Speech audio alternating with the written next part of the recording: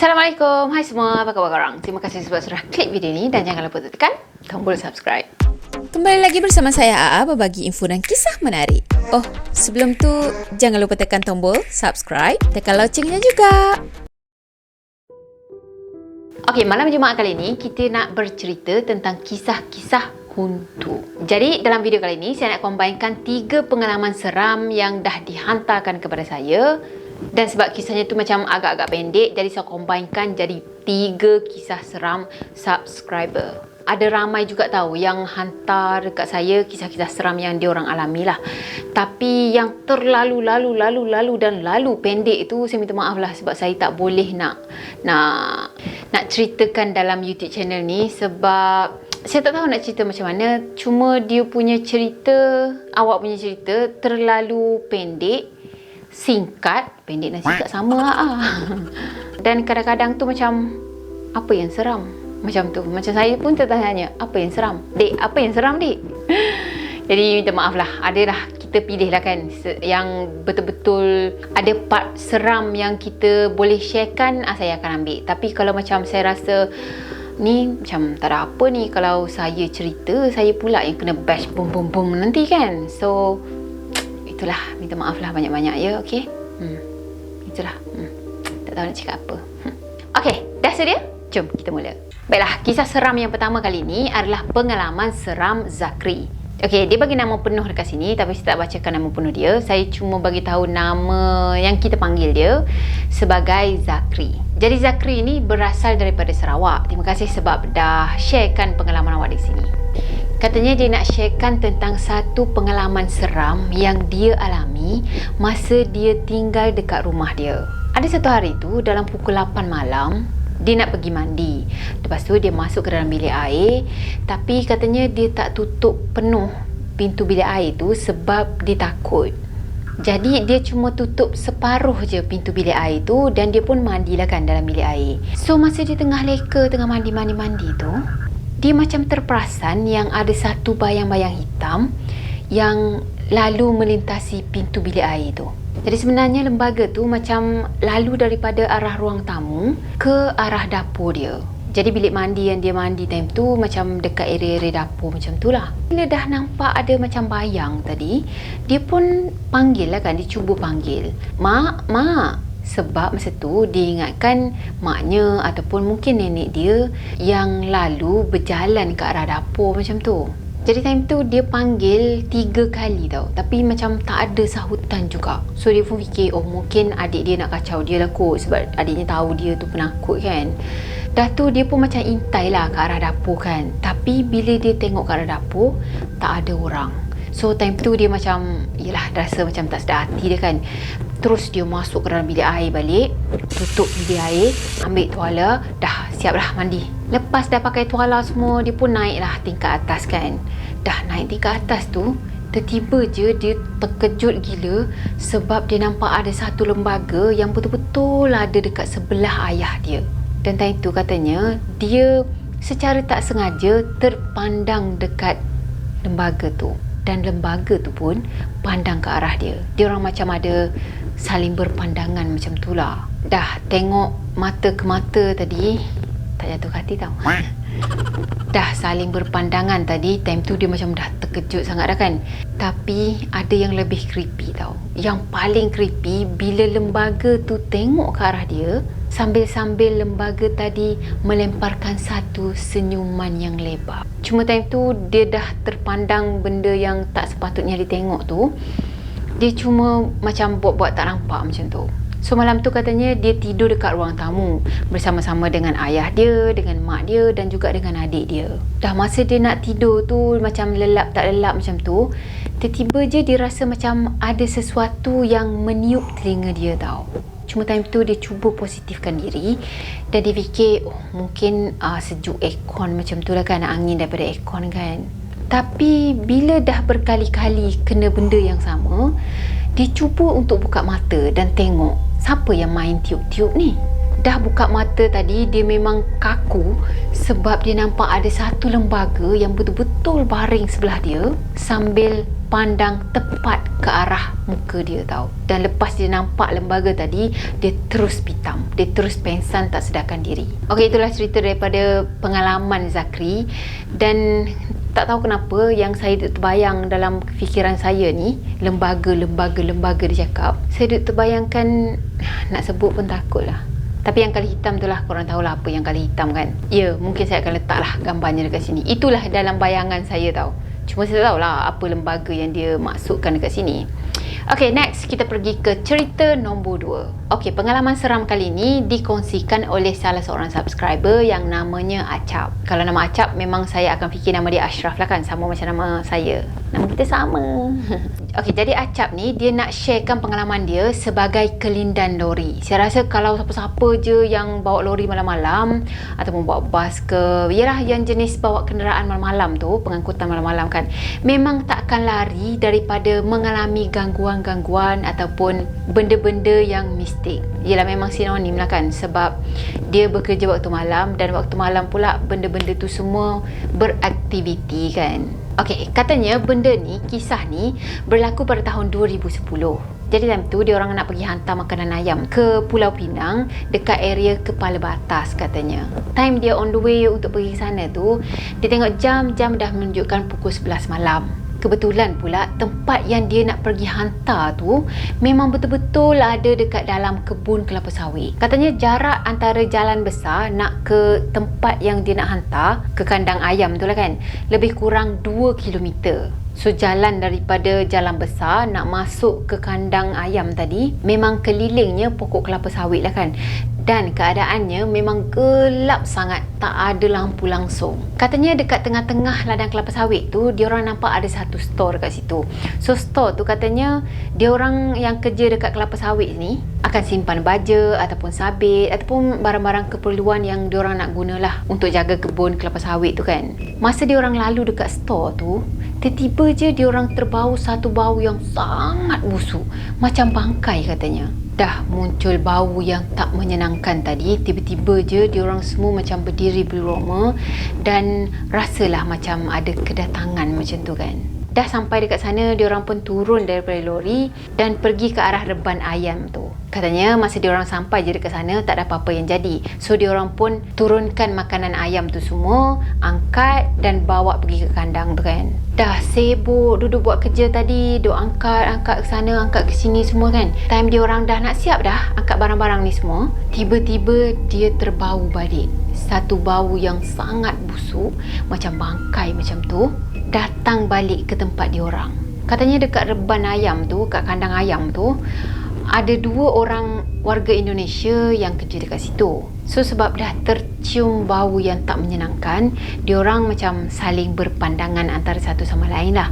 Tapi tak menegur lah, tak cakap apa-apa, macam diam je, macam saling-saling berpandangan, masing-masing faham macam tu lah kan. Dan diorang teruskan juga dengan kerja diorang, cepat-cepat angkat barang yang ada atas lori tu, bawa turun, pergi ke reban, pergi ke kandang ayam tu. Sampailah diorang dah siap, dah settle dah semua kerja. So diorang pun nak berangkat balik lah kan. Time nak balik tu, tiba-tiba je ada salah seorang warga Indonesia yang kerja dekat kandang tadi, dia boleh pergi buka cerita. Dia cakap macam ni tau, pagi tadi sebenarnya ada orang jumpa mayat dekat store sana, tapi tak tahu pula mayat lelaki ke mayat perempuan. Dah tu dia tambah lagi, dia cakap mayat yang dia orang jumpa tu kena kerat-kerat tau. Lepas tu kepala mangsa ni dia pergi buang dekat belakang store.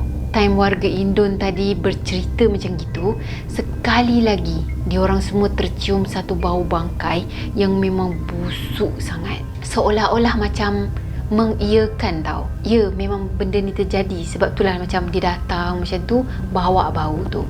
Dah diorang abaikan semua tu, dengan bau-bau tu semua dia macam dia abaikan. Diorang pun terus masuk ke dalam lori dan mula bergerak nak keluar daripada kawasan situlah. So masa diorang lalu betul-betul dekat depan store, time tu sekali lagi diorang tercium bau bangkai yang sangat busuk, tapi kali ni baunya tu makin kuat. So macam sebab tak sedap hati dekat time tu, dia pun baca-bacalah surah-surah apa yang dia ingat. Dia baca Al-Fatihah, baca Al-Kursi semua kan. Dan tak lama lepas tu, tak keluar lagi daripada kawasan dia tu, tiba-tiba je ada satu benda yang macam sangat besar jatuh dekat atas kepala lori dia orang tahu. Bunyinya macam kuat gila, degang macam tu. Dah lepas bunyi benda jatuh tadi, tiba-tiba je dia orang macam bunyi ada benda yang bergolek tau. Macam degang, lepas tu golek-golek macam tu kan. Dan tahu tak apa yang dia orang nampak?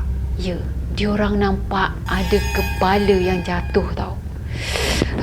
Saya cerita saya pula yang takut lah. Katanya kepala yang diorang nampak tu bergolek dekat depan cermin lori diorang tau. So macam diorang nampak dengan jelas lah. Kepala tu rambutnya panjang, lepas tu penuh dengan darah. Dah terkejut dengan keadaan macam gitu tadi, dia memang menjerit kuat gila. Dan dia cakap dengan member dia ni supaya cepat-cepat naik laju-laju sikit, sebab dia orang macam nak keluar cepat-cepat daripada tempat tu kan. Dan katanya daripada tempat store tu ke jalan utama lebih kurang 1 km tau. Cuma malam tu dia rasa macam jauh sangat jaraknya, macam 10 km macam tu. Lepas keluar daripada ladang kelapa sawit tadi, dia orang terus jumpa ke jalan besar. Katanya 5 km daripada situ, diorang akan jumpa satu pam minyak Petronas macam tu. So dah sampai dekat Petronas tadi, diorang pun singgah dekat situ dan lepak-lepak lah situ sekejap kan. Diorang macam nak cool down, nak tenangkan diri dulu, sebab masing-masing macam dah menggeletar, dah takut sangat, dah tak tahu nak buat apa dah. Dan tu macam masing-masing saling tanya lah, kau nampak tak apa yang aku nampak? Kau nampak tak apa yang aku nampak? Macam tu kan. Betul ke apa yang aku nampak tadi? Macam diorang macam tak percaya kan. So macam saling-saling tanya tu memang confirm apa yang dia nampak, kawan dia pun nampak juga. Sebenarnya time tu jam menunjukkan pukul 3 pagi tau. So katanya diorang lepak dekat Petronas tu sampailah subuh. Jadi dah masuk subuh tadi, katanya diorang mandi dekat sana, lepas tu diorang solat subuh dekat sana. Dan dalam pukul 6 pagi macam tu barulah diorang bertolak balik. Dah tu nasib baik jugalah, sebab benda-benda tu macam tak ikut diorang balik. Lepas kejadian tu dia dah tak ikut dah lori yang itu, tapi dia ikut lori yang lain. Lepas tu dia tinggalkan pesan dekat sini, katanya kalau nak masuk ke dalam hutan, bacalah apa-apa pun sebelum masuk hutan tu. Itulah betul lah juga kan. Kalau sebenarnya kalau kita nak mulakan perjalanan pun, kita memang nak kena baca apa-apa. Bacalah doa ke, baca surah-surah yang patut ke. Tambah-tambah lagi kita nak pergi ke tempat-tempat yang, ya kan, hutan tu. Kalau dah namanya hutan, memang sinonim sangatlah dengan kewujudan benda-benda yang macam gitu. Tapi yang pekerja si Indonesia ni, tak puas hati betul lah. Tahu dah malam time tu, dia boleh nak pergi cerita pasal ada kematian yang berlaku. Rasanya kalau dia tak cerita, macam orang ni pun tak tanya kan. Dia pun macam senyap je, walaupun bau sesuatu yang tak menyenangkan macam tu, tapi senyap je. Macam dah tak nak tegur dah. So kalau orang tu tak bercerita, mungkin benda tu pun tak datang untuk menunjukkan diri. Pekerja Indonesia tadi dah bercerita, so benda tu pun nak mengiyakan lah. Ya, memang saya dekat sini. Okey, pengalaman seram yang ketiga adalah pengalaman seram Hakimi. Jadi dia nak berkongsikan tentang pengalaman seram yang dia pernah alami masa dia darjah 3. Dan benda ni sebenarnya berlaku pada tahun 1998. So lepas arwah abah dia ni pencen, dia bekerja sebagai pengawal keselamatan dekat sebuah sekolah yang ada di selatan tanah air. Saya fikir Johor je lah. Kalau selatan tanah air, Johor je lah. Memang kalau dekat sekolah, semua sekolah pun akan ada cerita-cerita misterinya kan. Jadi samalah juga dengan sekolah yang abah dia ni kerja. Dah tu setiap hujung minggu je, kalau hari Sabtu macam tu, dia suka untuk ikut abah dia pergi kerja. Katanya sekadar buat teman macam tu lah. Dan yang paling dia suka, bila dia boleh masuk ke bilik-bilik darjah tu, lepas tu dia boleh kumpulkan pensel-pensel yang dia orang budak-budak ni tinggal. Dah tu dia juga suka untuk main cikgu-cikgu sendiri macam tu lah. So dia jadi cikgu, konon-kononnya dia mengajar murid-murid yang tak nampak ni agaknya. Lepas tu katanya dia juga boleh bawa balik kapur-kapur tu semua ke rumah. So memang boleh kata setiap minggu lah dia akan ikut ayah dia, sebab kata dia sendiri pun ada aktiviti yang dia buat dekat sekolah tu kan. Nak dijadikan cerita, ada satu hari tu dia rasa macam malas nak ikut. So bila abah dia ajak, dia cakap lah malas lah nak ikut, macam tak nak lah kan. Dah tu abah dia tu macam insist tau, macam pancing juga anaknya ni supaya ikut dia pergi kerja. Katanya jomlah ikut abah, kan ada pasar malam, nanti abah belilah makanan apa-apa dekat pasar malam tu, lepas tu kita pergi makan dekat tempat kerja abah macam tu kan. Jadi time tu dia pun terpancing lah, dan dia minta ayam golek dengan abahnya. Abahnya cakap okey, settle lah, ayam golek pun settle macam tu kan. Mungkin juga sebab abah dia ni kena bekerja shift malam, dan tambah pula abah dia seorang je security yang ditugaskan untuk menjaga sekolah yang besar sangat tu. Kalau tidur seorang-seorang dekat sekolah tu memang yelah, boleh tahan lah dia punya seram tu kan. Sampai je dekat sekolah tadi, abah dia terus pergi buka lampu-lampu yang ada dekat semua blok. Daripada blok A, blok B, blok C, blok D, semua dia buka. Sampai ke tandas pun, dalam tandas pun dibuka juga. Cuma diorang tak boleh nak buka semua lampu sebab katanya memang SOP daripada sekolah tu tak boleh, tak membenarkan untuk buka semua lampu. Macam menjimatkan tenaga elektrik macam tu lah kan. Jadi sebenarnya lampu untuk setiap blok tu memang kena pasang sebab katanya bagi memudahkan abah dia ni untuk meronda pada lewat malam nanti. Dah tu abah dia akan meronda setiap sejam sekali sampailah ke pos pengawal balik, dan dia pula akan follow ayah dia dekat belakang sambil-sambil dia orang borak lah kan, supaya tak adalah macam rasa ketakutan sangat. Abah dia dengan dia ni pergilah meronda-ronda kan, cek kawasan macam tu. Dan bila diorang lalu dekat satu tandas perempuan, tiba-tiba je diorang dengar macam ada bilik air yang buka kuat sangat.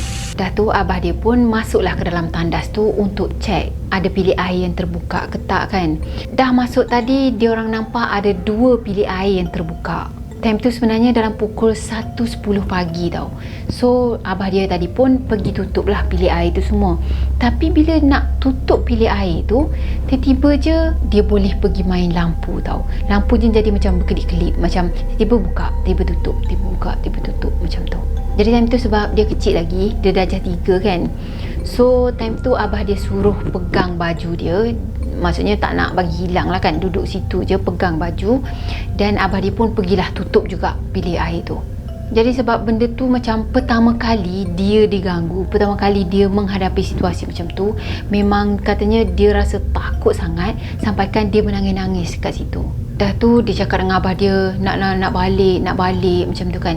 Tapi abah dia macam pujuk lah dia cakap mana boleh tinggal pos keselamatan ni kosong macam tu je. Memang nak kena jaga, nak kena ada orang kan. So abah dia pun suruhlah dia baca ayat kursi, ajar dia baca ayat kursi semua kan. Lepas tu bacalah surah-surah yang lain. Ingatkan dah habis itu je. Tapi dalam pukul 2 sepatutnya dia orang pergi ronda balik dalam pukul 2 tau. Tapi sebab dah diganggu tadi, so macam drag lah sikit masa. Katanya time tu dia pergi ronda dalam pukul 2.20 pagi. Dah jam 2.20 pagi memang dia rasa macam mengantuk sangat lah. Macam dah mungkin dah terlena dah. Sebab katanya abah dia kejutkan dia. So dah kejutkan, abah dia tanyalah nak tidur kat sini ke nak ikut abah, sebab abah nak pergi meronda lagi sekali kan. Jadi time tu dia fikir memang taklah nak duduk sini seorang-seorang kan, takut pula dia. Jadi dia pun cakap okey nak ikut juga. Dah jalan daripada satu blok ke satu blok tadi, tiba-tiba je dia orang boleh ternampak ada satu penampakan seorang pelajar perempuan yang berbangsa Cina, dan pelajar tu pakai baju pinafore masa tu. Yang paling seramnya, pelajar tu tengah turun tangga, tapi kepalanya ni macam menunduk ke bawah macam tu, dan rambutnya ni macam menutup area muka dia. Cuma diorang memang nampak jelas sosok tadi tengah turun tangga. Masa tu abah dia tadi dah mengucap panjang dah, dan dia pula dah menangis-nangis dekat situ. Tapi abahnya pujuk lah, abahnya pujuk dan suruh dia baca ayat kursi semua kan. Dah tu abah dia tadi macam memberanikan diri, dia pergi tegur benda tu tau. Bukan apa, takutnya sosok yang dia nampak tu bukannya jelmaan, tapi memang betul-betul orang. So macam mungkin dia fikir nak double confirmkan juga betul ke ini orang ataupun jelmaan. Jadi ayah dia tadi pergi tegur sosok perempuan ni. Abangnya tegur macam ni, "Hello Amoy, you nak pergi mana?" Tapi sosok wanita tadi tak menjawab, macam diam je. So abah dia pun tanyakan lagi, "You dari mana?" Tetap tak jawab juga, senyap je. Seolah-olah macam tak dengar tahu apa yang abah dia tanya ni. Dia terus juga turun tangga tu dengan kepalanya yang menunduk ke bawah. Lepas tu sosok pelajar perempuan tadi terus berjalan ke arah gate utama tau. Jadi macam sekolah-sekolah yang lain pun, pondok pengawal memang ada dekat dengan gate utama tu kan. Katanya lama jugalah sosok pelajar perempuan tadi macam berdiri je dekat gate utama tu, dan dekat situ macam ada satu public phone macam tu tau. Cuma abah dia ni rasa itu adalah jemaah, bukannya manusia. So abah dia pun macam baca-baca ayat kursi semua. Abahnya minta dia untuk baca-baca ayat kursi. Lepas tu diorang tetap juga teruskan rondaan malam tu. Dah siap diorang meronda semua, diorang pun nak pergi ke pondok pengawal tu lah kan. Tapi diorang terkejut sangat sebab sosok pelajar perempuan Cina tadi ada duduk dalam pondok pengawal tu tau. Allah, dia boleh duduk dalam pondok pengawal pula. Sudah macam mana kan? Takkanlah nak pergi duduk sama-sama dengan dia dalam tu kan? Jadi time tu abah dia ni macam sekali lagi memberanikan diri untuk pergi tegur pelajar perempuan tu. Dia cakap macam ni, "Aku kerja cari rezeki untuk anak, untuk family aku. Kalau kau nak ganggu kerja aku, kau nak takutkan aku dengan anak aku, maaflah, aku tak takut. Sebab aku tak ganggu kau. Jadi kau tolonglah permudahkan urusan aku." Dah tu abahnya tadi pun bacakanlah ayat-ayat apa-apa semua, dan abah dia pun ajak anaknya untuk pergi ke blok lain. Tak naklah duduk sama-sama dengan benda tu kat situ kan. So katanya time tu dia orang pergi duduk dekat surau dan dia tertidur dekat surau tu. Ayahnya pula pergi solat sunat, solat tahajud, dan dia bacakan Yasin, dia buat ayat Yasin semua kan. Dah tu jam menunjukkan pukul 3 pagi. Kalau pukul 3 pagi dia kena ronda lagi sekali lah kan, sebab dia ronda 1 jam 1 kali. Jadi abahnya pun kejutkan dia. Lepas tu dia sapukan ayat Yasin dekat muka anaknya dan dia ajak anak dia untuk pergi sekali lagi meronda. Dah habis diorang meronda tadi, diorang pun pergi ke arah pos pengawal. So masa tu macam diorang nak pastikan jugalah sama ada sosok pelajar wanita tadi masih lagi ada kat sana ataupun tak. Tapi bila dah sampai dekat pos pengawal tadi, alhamdulillah penampakan pelajar perempuan Cina tadi dah tak ada dekat sana. Dah tu abahnya terus masuk ke dalam pos pengawal tu. Lepas tu dia renjis-renjiskan air bacaan Yasin dia tadi. Sampailah pukul 7 pagi macam tu. So dia orang pun balik ke rumah sebab tugas semua dah selesai kan. Sebenarnya balik je daripada tempat tu, dia terus demam. Katanya lepas je kejadian tu, abah dia dah tak ajak dia lagi dah. Yelah, kesian juga kan kalau minta anak temankan, lepas tu kena usik macam gitu, dah demam anaknya. Memang ayah mana-mana pun memang akan protect anak dia kan. The end. Okay, itulah dia kisah-kisah seram yang di-sharekan oleh subscriber. Ini kisah-kisah yang pendek tau saya ambil. Ada juga kisah-kisah yang panjang sangat sampaikan saya kena buat 1 part, 2 part, 3 part macam tu. Tapi korang tunggu je lah. Setiap hari Khamis saya akan postkan cerita-cerita keseram daripada subscriber ataupun daripada sumber-sumber lain lah. Cuma kalau tak sempat, kalau tak ada kesempatan, saya akan postkan sama ada hari Jumaat ataupun hari-hari yang lain. Okay? Jadi saya harap korang sukakan video ni, dan maaf kalau ada yang terkurang daripada saya, dan maaf juga kalau saya ada menyentuh sensitiviti setengah individu. So saya harap korang sukakan video ni, dan kalau korang nakkan video macam ini lagi dan lagi, korang bolehlah tekan tombol like, comment, share dan juga subscribe. So jumpa lagi di next video. Bye bye. Assalamualaikum warahmatullahi wabarakatuh. Bye bye.